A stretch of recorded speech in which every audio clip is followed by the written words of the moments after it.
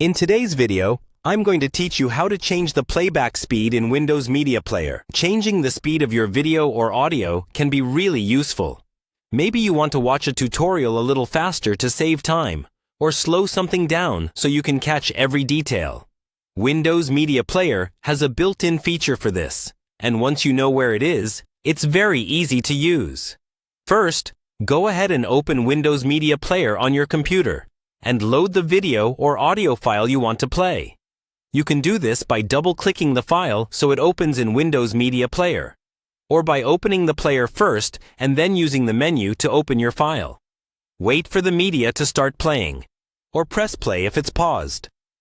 Now, to access the playback speed controls, move your mouse to the top of the player window and look for the classic menu bar. If you can't see options like File, View, or Play at the top, press the Alt key on your keyboard once. That will make the menu bar appear. Next, click on the Play menu. In that drop-down, look for an option called Playback Speed or Enhancements, depending on your version. If you see Enhancements, hover over it, and then click on Playback Speed Settings. This will open a small window or panel with your speed controls. Inside this panel, you'll see options like Slow, Normal, and Fast, and usually a slider you can drag left or right. Normal is regular speed. If you drag the slider to the right or choose Fast, your video or audio will play quicker, which is great for lectures or long talks.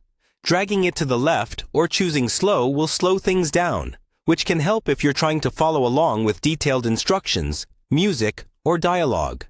As you adjust the slider, the change usually takes effect immediately, so you can fine-tune it until it feels comfortable. If the sound starts to distort at very high speeds, try a slightly lower setting for better clarity. When you're done experimenting, you can always return to normal playback by clicking the normal button or moving the slider back to the middle. If the panel gets in your way, just close it.